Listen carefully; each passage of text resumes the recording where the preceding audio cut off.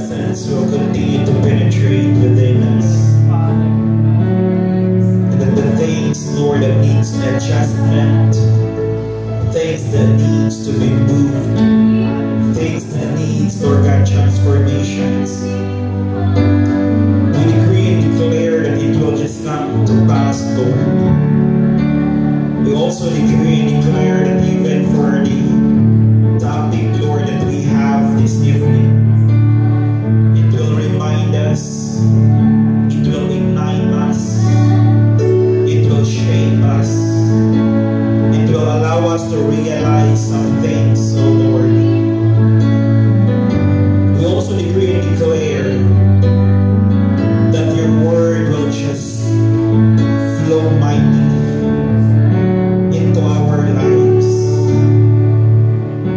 Touch everyone by your Spirit, Father. Yes, Father. Touch everyone by your grace. Touch everyone, Lord, by the anointing that comes from heaven.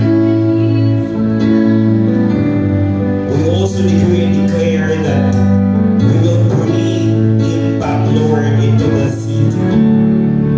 Bringing you, Lord, in the fullness of thy presence, Lord God, for those who need you, for those who longs for you, for those who are seeking you, Lord God. We decree and declare that they will come into this place as a place, Lord, of learning, as a place, Lord, of being processed, of realizing, Lord God, the lives that belongs to you, Father. Lord, thank you for everything. Be glorified, be magnified, be exalted, oh God. We give you praise, we give you glory. In the mighty name of Jesus Christ, we pray. Amen and amen. Okay, makapatid ko natin.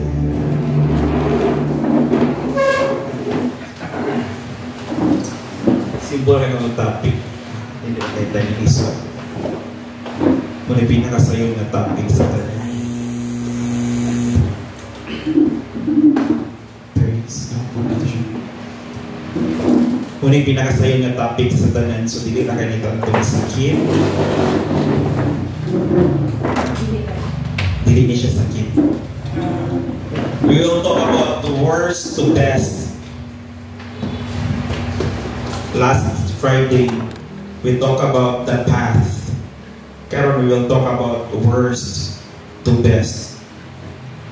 Meeting me in my worst, bring me to my best. So we will talk Ananda Pinta. So you can write or not, bahala na mo. It depends upon. Ready na mo? Okay. Let's start. And before this, I'm going to pass it.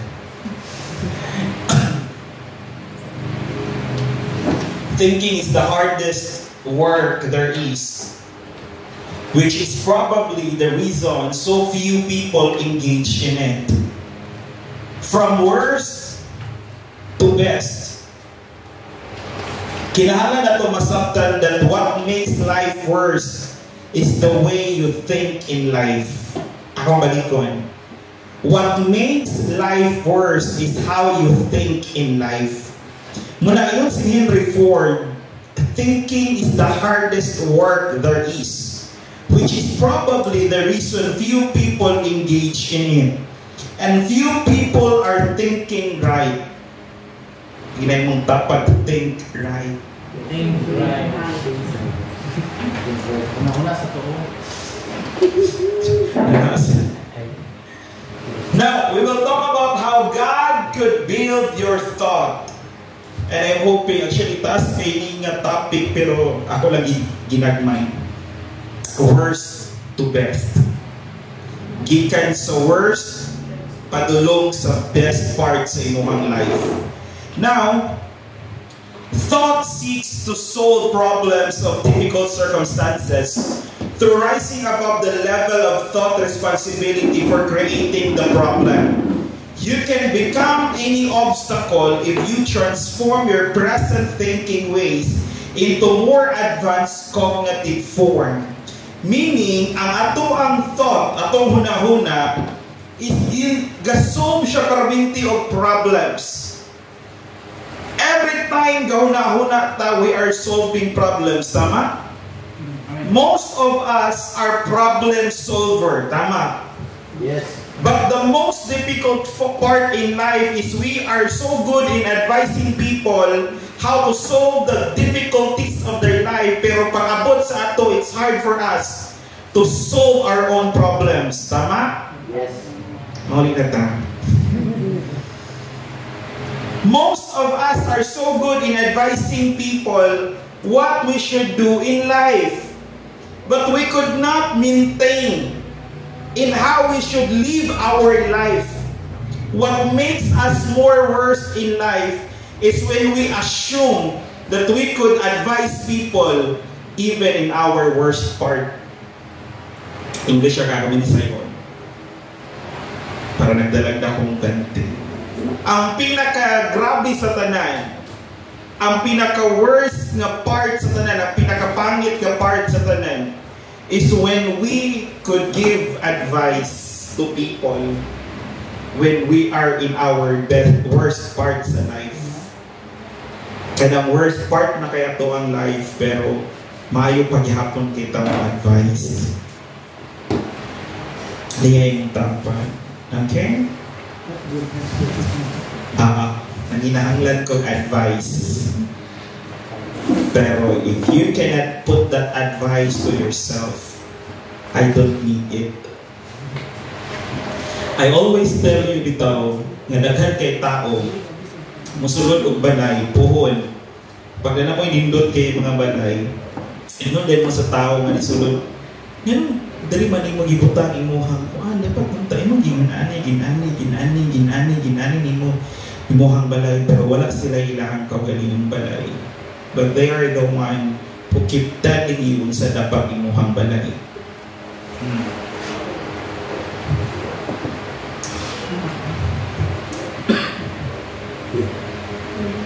Tinanaway sa siguro ta.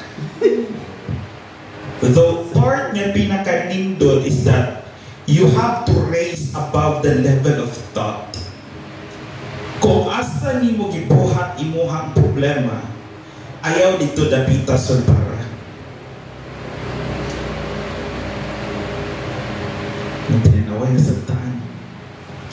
Kung asa na part ni mo gibuhat imuhang problema, ayaw dito sulpara. Ingon akong lolo. A significant problem we face in life cannot be solved at the same level of thinking we were at when we created them.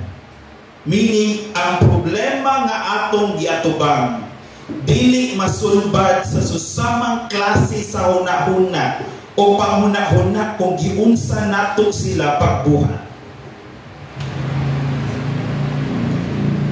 So kinahanglan nga ang imuhang thinking mo advance siya sa imong problema. Nagsugod pa na po yung nakaayong mo. Goodness. Surrender good ang microphone.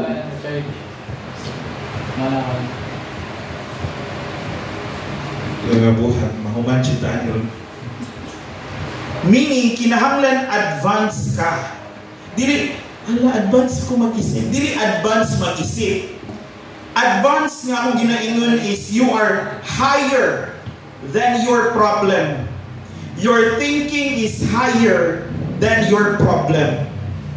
How you create your problem should not be the same kind of thinking kung unsaon sila pagsulbad. Mao nang rason nga after tanay problema, another problem is created. Kay pariha raman ang mindset nga atong gigamit kung giunsa nato pagsulbad atong problema. We are just talking about the worst, ha?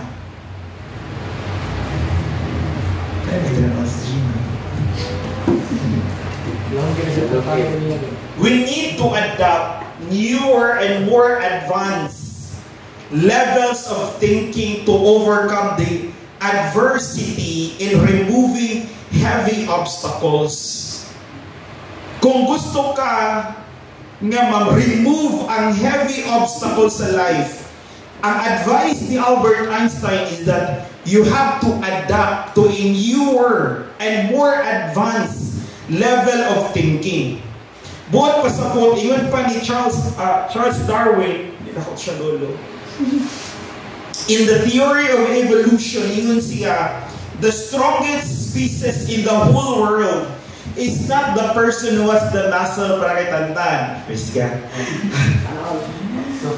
The strongest species in the whole world is not the species who has intellect. Ingon ni Charles Darwin, the strongest species is the species who is willing to adapt to change. Kung kabalo ka mo adapt sa change, you are the strongest species.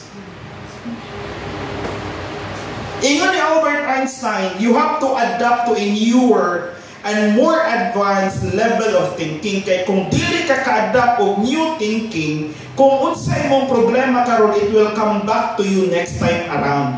Murara na siya o kanang gatuyok-tuyok ba? And gawin lang siya season na mubalik na po na siya. Last month mo na yung problema. The next month mo po na yung problema. Sunod nga month mo po na yung problema. The next month magyapon mo po na yung problema. Meaning, wala ka ni-adapt of new and more advanced level of thinking. Introduction pa lang ni ako lang ipang-collect ang mga Emerson said, wala pa lang ko nag-abri Biblia, guys. Emerson said, a man once stretched by a new idea never regain its original dimensions. Iyon siya, pag once nga mabinat magaling na imuhang hunahuna, dili na nababalik sa original niya nga size. So kinahanglan binaton niya imong tapan na stretch. Hindi pwede nga diha pagkataman. Stretch.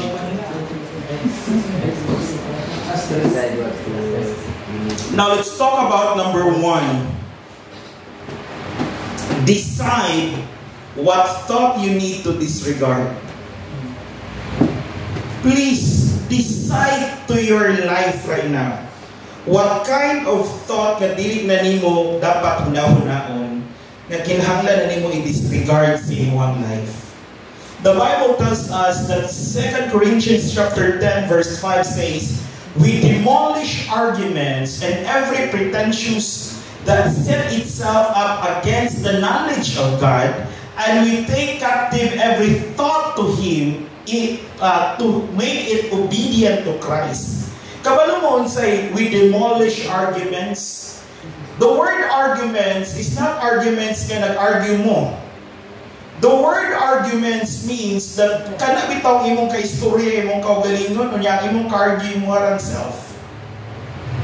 Nabati na mo ana? Kailangan imong kaukontra, imong kaugalingon. So,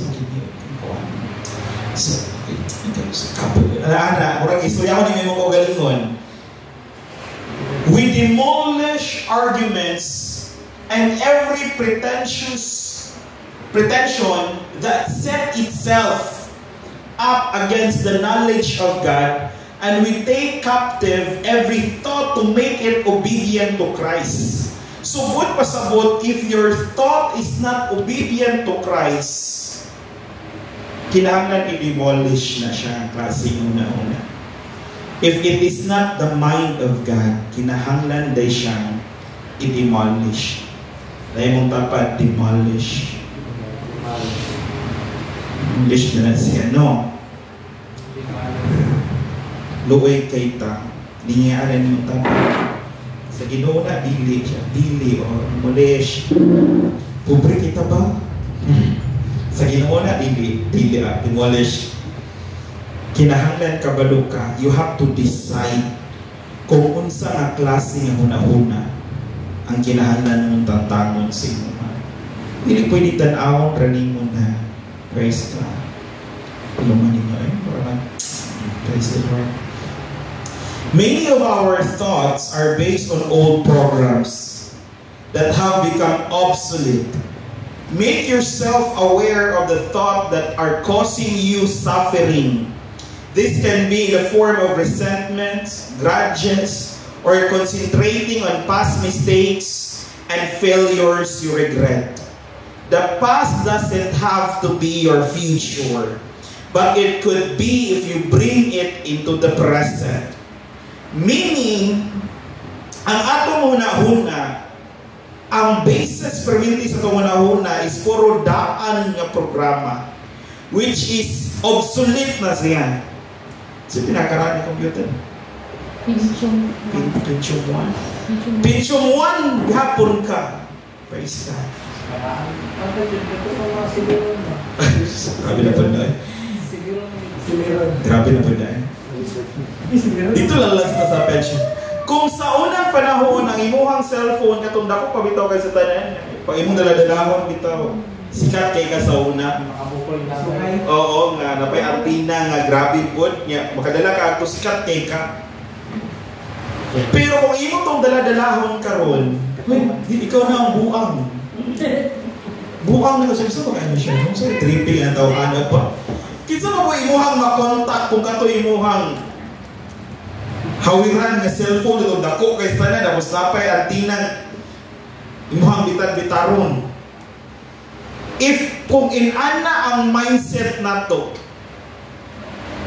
nga naagyapon ta sa old nga program, obsolete na kayo, unsa pa man nga klase nga mindset ang mutabang sa imuha kung ikaw mismo sa imong kaugalingon wala na nag-upgrade.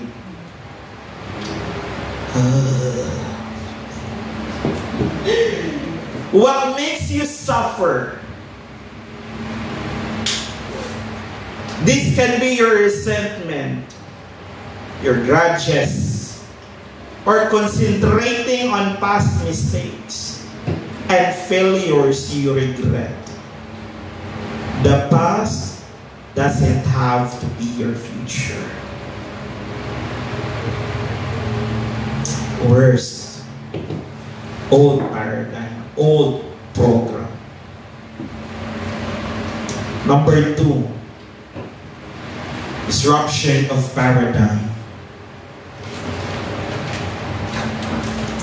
If you have to decide kung unsa ang mga butang nga angay i-change nimo, disruption of paradigm is the number 2. Kapag naman mo sa disruption, no? Unsa man? Disruption. Buwan lahi praise God. Ha? Brother? Ma-end or mahon. Disruption refers to a significant interruption or disturbance that causes a shift from the norm, often leads to a change in the usual way of doing things. So pag nakay disruption buhaton, imong i-interrupt, murag mo interrupt siya or i-distort niya nga mag-cause siya og shift. Di ba kabantay mo ay sa unang TV pag karat, balin-balhin, ay mangitag signal. Adok-dok. Interruption is gi-interrupt or gi-distort nimo in order nga mag-shift siya or mag-change siya sa iyang usual nga pamaagi. So kung gusto ka nga naka-decide na ka, unsay angay i-change nimo sa imong mind, kinahanglan siya i-disrupt mo.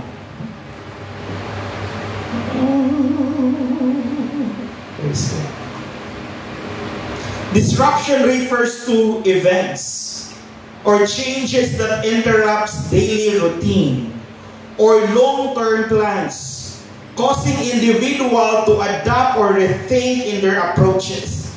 Disruption, while challenging, can also be a catalyst for growth, innovation, and right transformation. So kung gusto kang ma-change, kinahanglan i-disrupt imuhang thinking or imuhang paradigm. I-interrupt nimo siya. Dili nimo siya pasagdaan. I-interrupt nimo siya og new kind of thought. Disruption.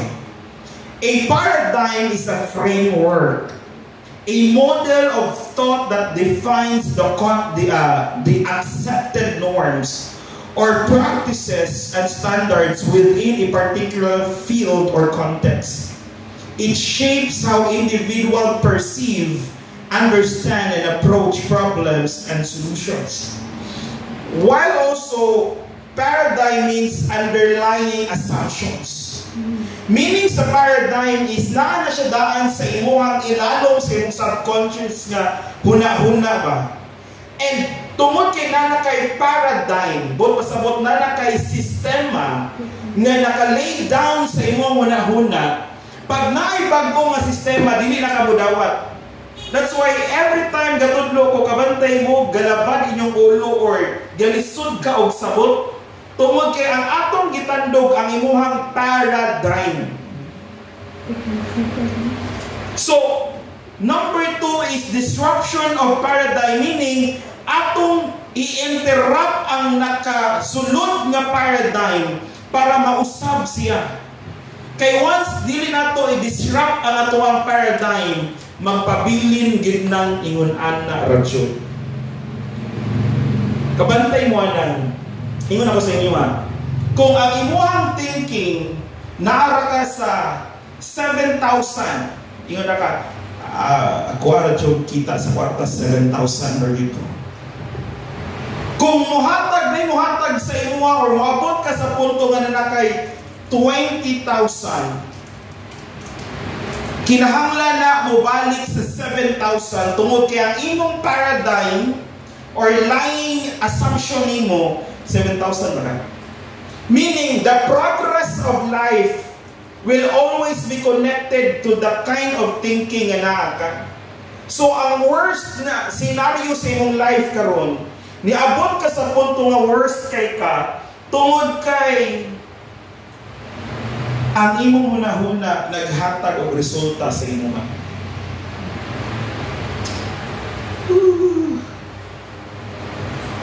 Tapos mag-ipagkasapan. I'll explain it. I'll be paradigm. Yung kinahanglan ma-change. We can decide what to do about it or how to respond. This makes all the difference between it comes to making serious changes in our lives when you accept responsibility for your mental state. You are no longer a victim of circumstances. You can create the circumstances you want, regardless of the attitude of other people. Meaning, if you have a right paradigm disruption, ang ginabuhat nimo is, kinahanglan ako usbo na huna-huna, pobre ramang good me. Hindi na ako mag-think na pobre na me. Mag-think na po in the thinking of abundance. Now, nagsulat ko, nag-wildcat type ko sa buwang, asa na ito mabuklet na ako akong ginahungan. Na-remind ko sa among gisalihan before, nga ang thinking di ay, kabantay man na, dili na ba ko ganahan ani. Kabantay man na, nag-inot na ito, di ko ganahan ani, di ko ganahan ani, di ko ganahan ani. Pero mo iabot sa imo ha? Ha? Sakto ba? The mind will always give you what you think. Meaning, if you think you don't like, then the mind will give you the things that you don't like. Because that's what you are thinking, man. So do not think what you don't like. Think what you like. Mo rin problema na to kay hilig ta huna-huna sa mga butang dili nato gusto pero may kahitabo. Kasi ang mind naa siya'y power nga kung unsay naa sa iyahang ipakita sa imuha. Muna if you want to think abundance, think abundance. Do not think sa mga butang na dili nimo gusto. Think sa mga butang na gusto nimo mahitabo sa imuhang life. That's a gift from the Lord. You have the power. Mag-leadership mentoring na ko. You carry the power nga gikan sa Ginoo that what you want in life will happen to you.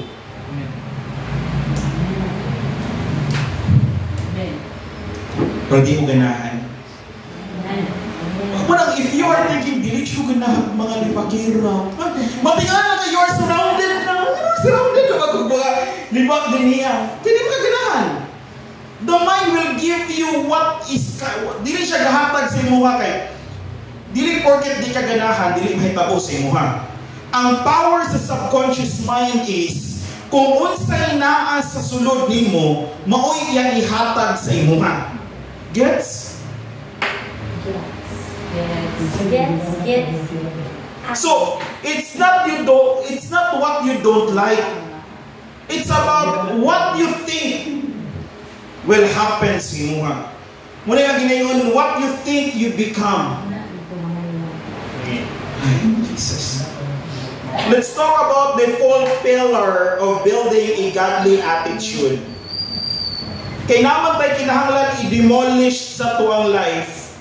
Let's talk about four pillar of building a godly life. And so, tiyanda mo, introduction pa lang po sa pillar. Number one pillar is your attitude towards the past and future events. Ang klase sa imong batasan, when we talk about the past and when we talk about future, what's your attitude? Whew. Praise the Lord. Number two, your attitude towards yourself. May di ka muatiman sa uban nga tao, pero di ka kabalo muatiman sa imong kaugalingon. Praise the Lord. Hallelujah. You care for others, pero you don't care about yourself. Mo nagapangita kag someone nga mo care po sa imo, di ba? Gino. Pwede.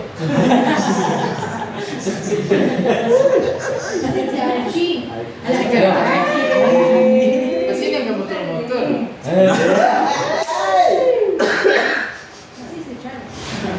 Number 3. Your attitude towards others. These are four pillars of building a godly attitude. Number 4, people, places, events that challenge your right attitude. Stop acting as if life is a rehearsal. Live this day as if it were your last. The future is over and gone. The past is over and gone. The future is not guaranteed. Meaning, you have to stop thinking, nga, mura na bitaw o rehearsal ang bitaw ang life. Okay na lagi na. Okay na ni Pastor, I am in the process.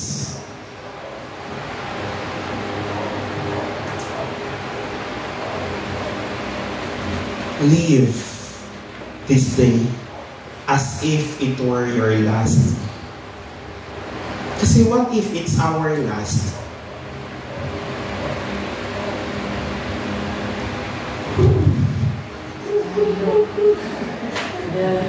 What if it's our last? Tapos wala di mo give imuhang best kay tumulong.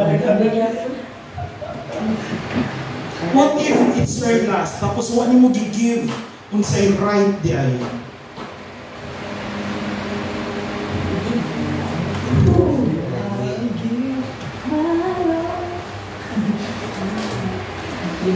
Let's talk about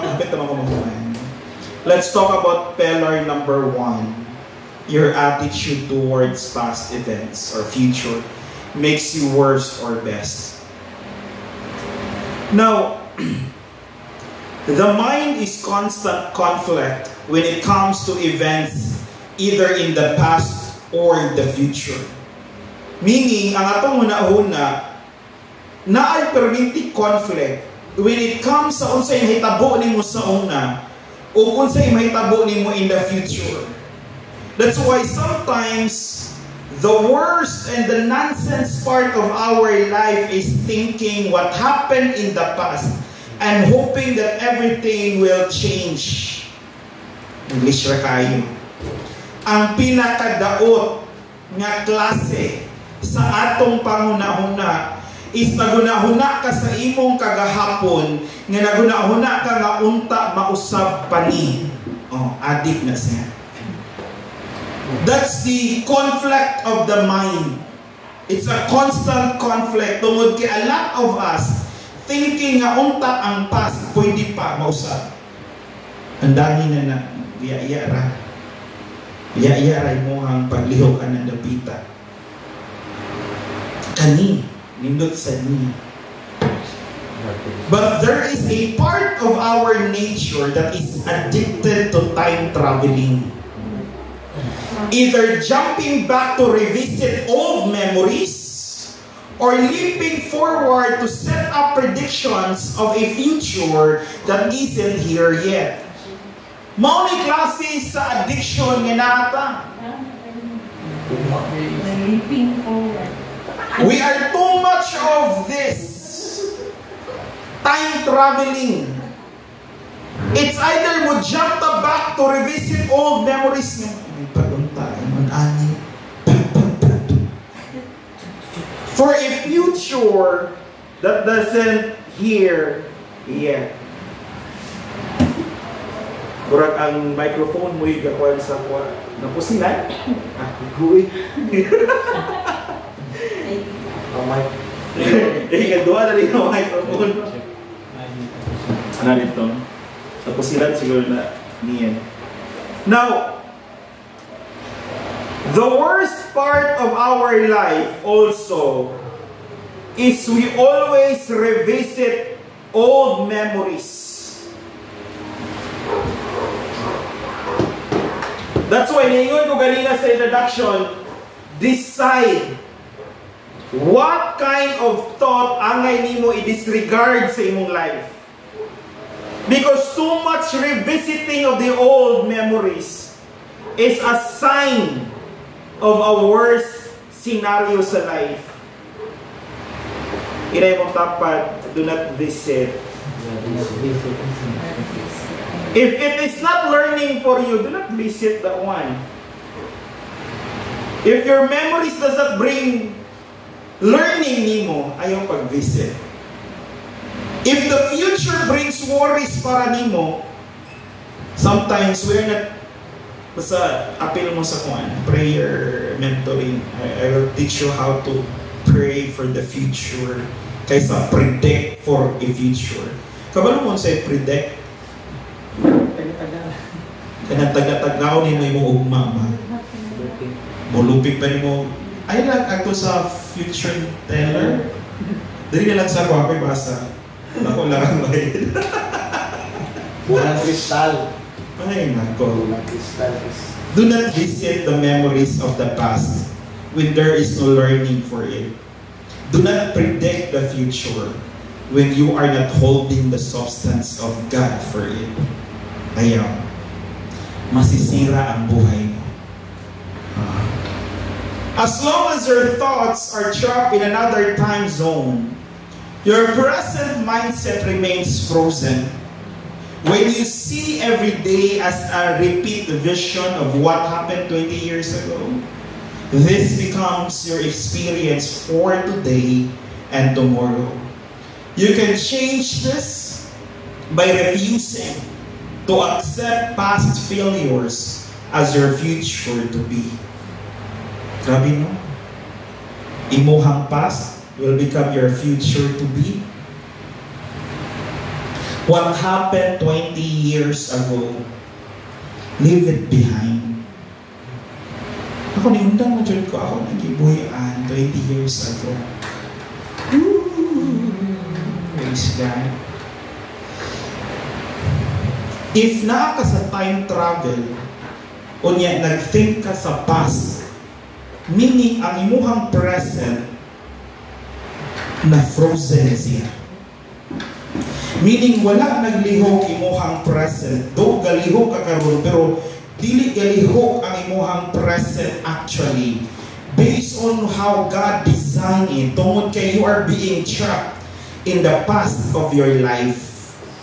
The people who hurt us, the people who leaves us, the people who doesn't help us, and the people who backbite us, and the people nga nakaminos nimo, and the people nga nagtuo ka nga makatabang sa imo pero walang katabangi, you have to leave it behind. If it is our family, if it is our friend, if it is someone else closer than us, we have to leave it behind. Kasi if you are holding resentment or grudges, meaning you are trapped to the past. If you are bringing burdens sa imong life ron, meaning na-trap paghihapon ka sa past. Muna may bitaw sila, kato si Duan, grabe kid, hantod doon naglagot paghihapon ko. It was 60 years ago. Minsan ay hindi mabakol, anak. And it was studied, nice study nga ginabuhat ang neuroscience karon labi lang mga nasa psychometricians. Na sila study that the voice nga naa ka will automatically becomes the reality nimo tungod kay ang part sa imong subconscious mind or sa imong subconscious brain. Ang part sa imong subconscious brain 95% ana active kayo. 5% lang atong gihawiran ni. So, buot pasabot if ang 95% brings reality to us. Ingon sila, mga psychiatrists, psychologists, ingon sila, nga once nga moingon ka, tiguang na ko. Masakiton na ko. Automatic ang cells sa imuhang body, iyahang i-shut down ang tanan nga cells nga okay pa para nga ang imuhang words mahimo nimong reality as part sa imuhang deposit sa subconscious mind. So based on studies, once you said, ay, 14 ako, daghan na gid kini sakit ron moabot, automatic yun na siya. Mo shut down imuhang lawas, bagala ka nga 40 pa man ko, pero gibati na ko ang sakit sa 60. 40 pa ko, pero gibati na ko ang sakit sa 90. Or 30 pa ka, pero imuhang sakit pang 90 na. Meaning, your thought creates reality to your life right now. The Bible is telling us to demolish arguments. Nga dili sa Ginoo. 60 is tigulang na sa ato ay. Pero in reality, in the Bible, nag-800 sila eh. Nag-120 si Moses. Si Methuselah, perting taas 800, 900 plus 800. Si Abraham, 90, 99, makaanak ba eh? Kabalo mo nga nung ni-shut down ta? It's because of our mentality. It's because of the kind of thinking we have. That's why the moment niabot na kag 60, 40, 50, 60, 70, 80, 90, 100, ayun yung pag-istorya o sakit, bahala na. Dabi pa sa ibati, pag ginawa ang sakit, then tell yourself that the Lord is my healer. Do not tell yourself, bati na ginagawa ang tanang sakit sa biguan. Mapot sa mga mentors, Ingon ang mga mentors, the moment daw ingon ka nga, kabantay mo na, familiar pagkikikuan na. Ingon pa nila, hapit na kami lapas sa kalendaryo bas. Ang kalendaryo pa rin usap dalan sa ako kinabuhi. Sige lang, mo niya, tumitil. You have to think, right? Calendar is not the measure of life. The calendar is not your life. Amen. God is our life. And God will sustain us. Pag malipay si Lord nimo, di na kanya bagyo kamatayon. Siya ganahan ko nimo, malipay ko nimo daw. No, dahil malipay kayo ko nimo. Karoon, ayaw na kakamatayon. Di ba? Elijah does one. Enoch does that one. Kung saan mo ka-shorty, namatay si Moses. Wala, si Lord na naglubong niya eh. Mas bato na lubong, bakla na bro. Wala na lubong eh. Yun na scripture lubong eh. So meaning, once malipay si Lord nimo, mas makuyawan ka.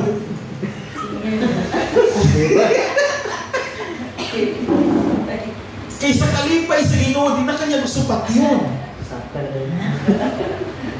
Siya nga, kusgan pa managikay ka, nga 19 naman lagi ka, siya nga, asikrito lagi dan, nalipay ang Ginoo na. Ingon nila, Pastor, ang ginakuha man una ang mga buutan. Ano naman? Kaya parang napasalay chances pa, nga dili na mabuhat og dautan. Kita rin naguna-hunaan na, nga ang ginakuha sa Ginoo mga buutan. The Bible tells me nga ang ginauna kuha sa Ginoo, dautan. Lagi, read your Bible carefully. Ang una ginakuha sa Ginoo, dautan. Kay nagka-high blood ang Ginoo. High blood ba? Basta, wala pa ng high blood sa Ginoo, bro. Ang una gagwaon sa Ginoo, dautan. Ang dugay na gagwaon, mga maayong. Siya, Pastor, buutan man to si Kuan, pero namatay, ma-shorted ka. 24 hours na budget mo. Shorted ka. Kasi naway kaila in front of so many people, buutan man yun. Pero the worst part sa iyang life, naman ko. Ang ilahang term na ganun nga, ikaw, Regina, sabi ko, minsan ko. Kasi, pag-abot siyang parents, buutan. Pag-abot sa uban ng friends, buutan. Pag-abot sa work, buutan. So, pagkamatay niya, ang tanan yung istorya, buutan kito siya. Pero ikaw na nasayod sa tinuon, kinsa siya, behind the curtain of those masks niya yung ipangutang sa idagway. Makaingon ka nga, may basa. Sige.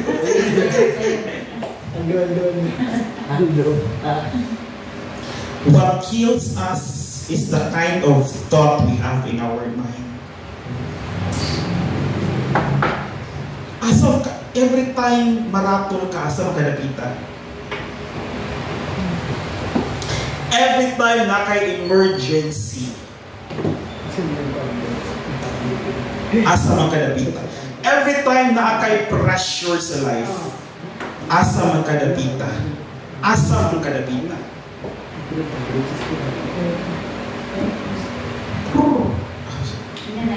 Pamanok na pagriyan. Isaiah 44, pag-end na ko mga verses, kaya masuk kayo yung mga verses, dapat na. Isaiah 43 verse 18 to 19 says, forget the former things. Unsa daw ang former things? Forget. Forget the former things. Do not dwell on the past. Klaro lagi kay giyon sa Ginoo. Do not dwell on the past. See, I am doing a new things. Tarawa gali, gabuhat ko bago nga mga butang. Not if springs up. Now it springs up. Do you not perceive it? I am making a new way in the wilderness and streams in the wasteland. Wasteland is desert, desierto.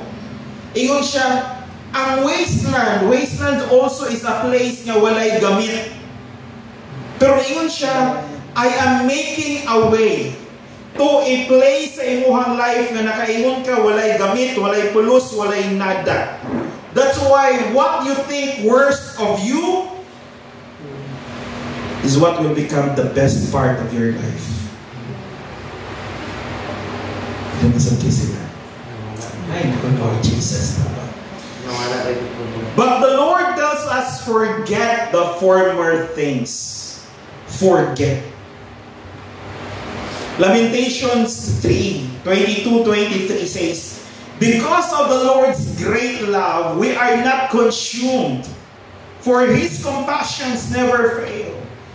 They are new every morning. Great is your faithfulness. Kano sa new? Every morning. Wapa dyan ang po na buntag ka. Ngiring-ngiring na itong nag-praise the Lord. Hallelujah. May tapalaganon. Hallelujah. Praise God. Imbis na we were being consumed, but His compassion never fails, or His love never fails us. They are new every morning. Every morning na ay new. Pero kung ang imuhang thinking wala new, or wala na usap yung thinking, wala gihapon. O gihapon na siya. Therefore, if anyone is in Christ, the new creation has come. The old has gone. The new is here. Kabalo mo? Kung mo ning correctionan ni nga grammar, tuokon mo si Paul. Lagi, luokon mo si Paul kasi naay something sa iyang grammar translation. Ingon siya, therefore. Therefore is a word for conclusion. Pag ingon ka, therefore, it means that you are concluding a statement ahead sa iyang istorya. Meaning, therefore is the most important part of the statement. Ingon siya, if anyone is in Christ, kung kinsa man ang naa kay Kristo, the new creation has come. Pero ninyo, ngayon nigamit kag S in Christ, the new, nigamit kag word new creation, pero dili have imong gamit kung dili has come.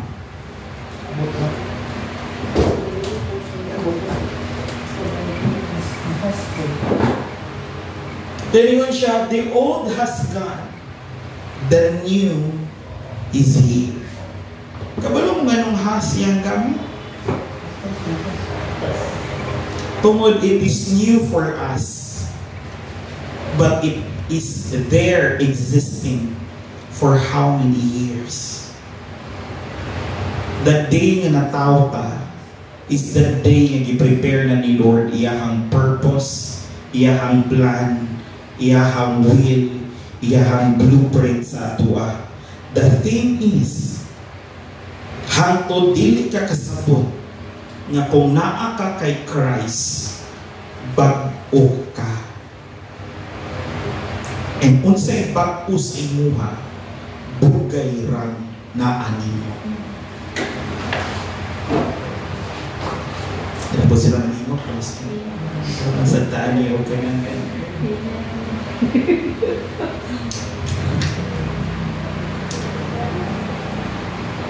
Next Friday, I'll try my best. Apa ba ko? Try my best for the pillar number 2.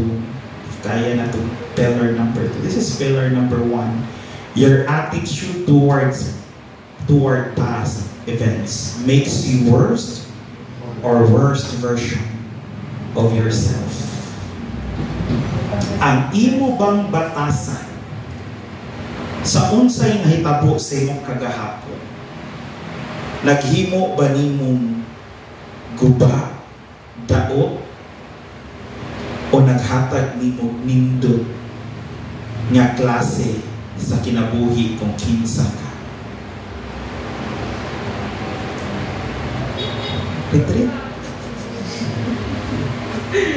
Ano nga pala retreat?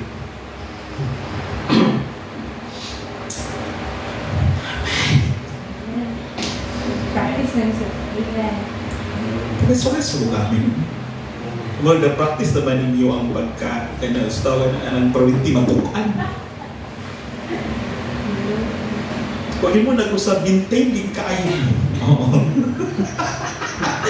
Maintain kayo mo basta-basta. Maintain kayo.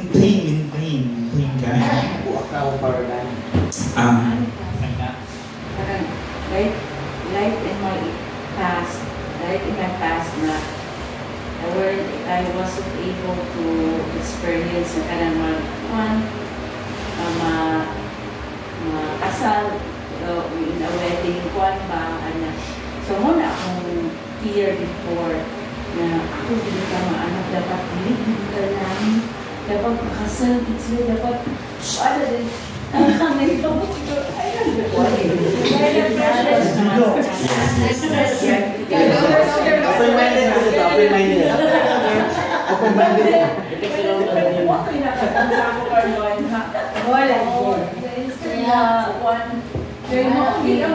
ang akong fear, biglo na nagkuhan mga gyapon na kasal,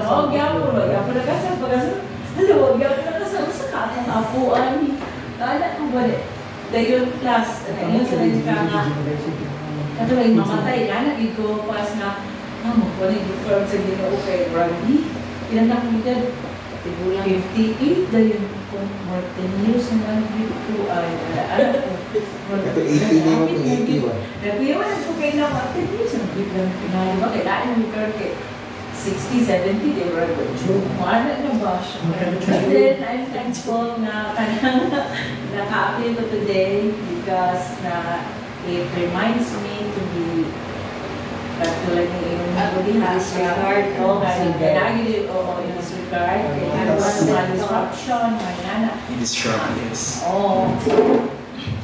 Kung ba, every time, nako'y fear sa natin, Roy, every time matulog ko, nako'y fear nga, hindi ko makita. Pero katong sa kasal, Mickey, babad ko na daw. Katong sa kasal, babago naman ito, pero...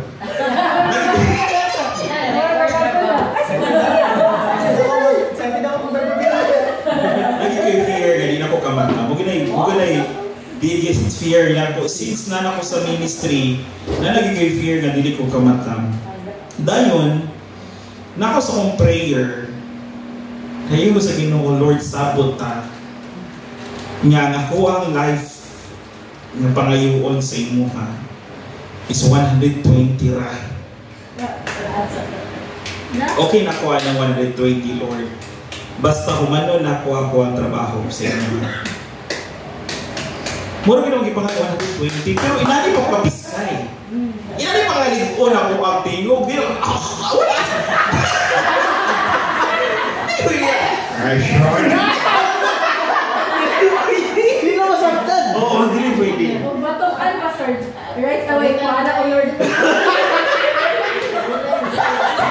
Ano kung malargili ko? Gusto ko likoon pakakuha ang tuhod sa 120. Gabay nga sakit ko, ano? Oh. Kailan? So, after atong sa prayer, ako mahadlok matulog. Naisog kayo. Sila mo nagkadlok.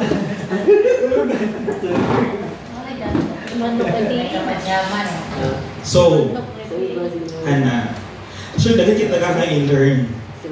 First pillar pa lang. Napay second, third, and fourth. Those are introduction of worst to best. Diba? Katong feeling, that's the worst part. Pero if ma-realize nimo nga I have to stop, disregard these things, that's the best part. Oh, yung isa.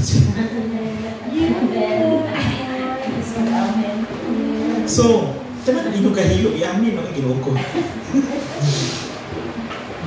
Let's all stand. Praise the Lord. And let's pray. You have let's pray.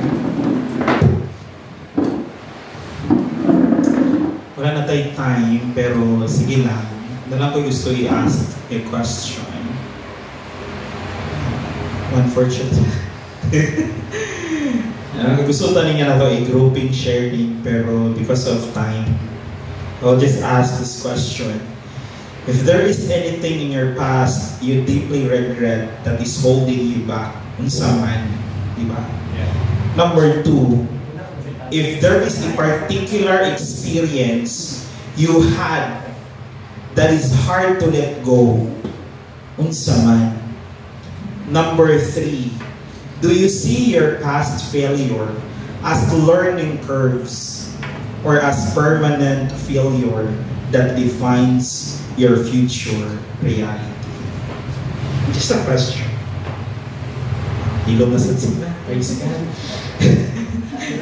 Again, I want to invite everyone, even for those who see this record, prayer mentoring August 10 and leadership August 30 to 31. We're still mentoring, so let's hope and pray that everything work together for good for our life. Let's pray. Let's just sing this part, then let's have a prayer. Thank you, Lord. Kanina na part na.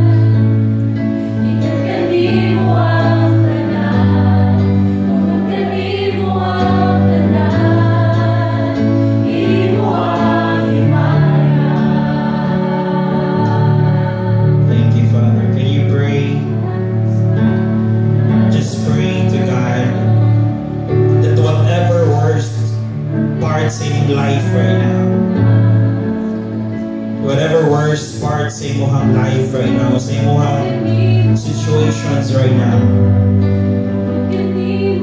encourage you to pray and speak life to that situations. To speak life to your inner part. Speak life to your mind. Speak life to your family. Speak life to your business. Speak life to your work. Come on, I want you to just speak life. We give you praise. Hallelujah. Come on, just speak life. It's the moment to tell your story in every circumstances. Every situation. It's about time to tell the story that the Lord has written for you.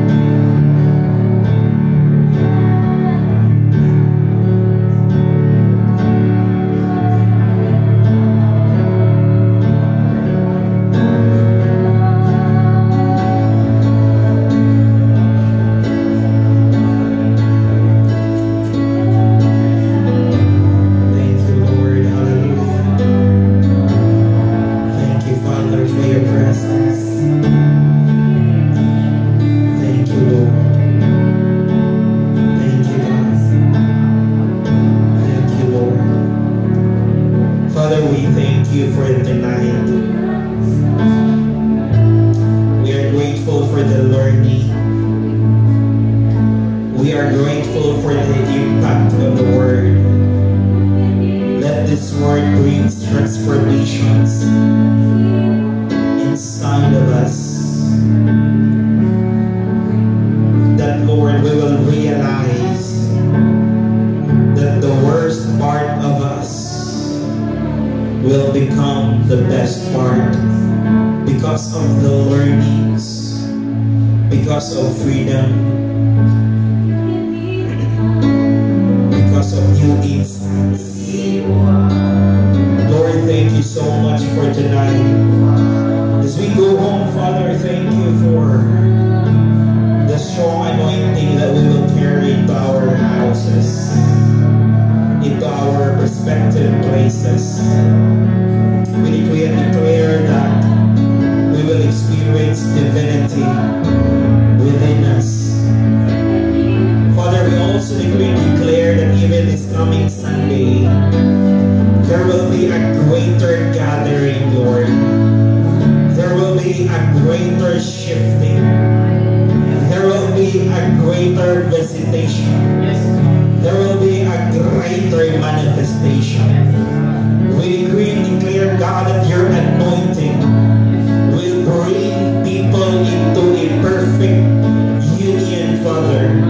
Where worship, Lord, will be there. Where your presence is being recognized. Where there will be a greater manifestation of miracles. Father, we are so grateful that the people who will come this coming Sunday will people who will encounter you in a very wonderful ways, oh God. We speak new things. We speak life. We speak that the anointing will continue to speak unto the lives of your people. God, thank you for a paradigm shifting. For those who are listening to us, Lord God, bless them, speak to them, and Lord, convict them. Allow them to see the greener pasture ahead of them, Lord God. Father, be glorified, be magnified. Thank you so much, Lord, even for the provision of our food, Lord, tonight. Sanctify it to give nourishment to our bodies. And thank you so much for your kindness. We bring all back the glory, honor, thanksgiving, and authority. In the mighty name of Jesus Christ, we pray. Amen.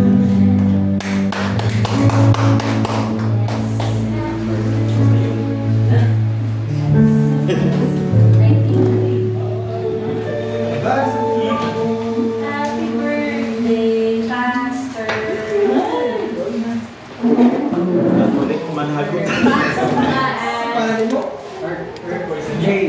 Pati yan? RJ. RJ. Hi.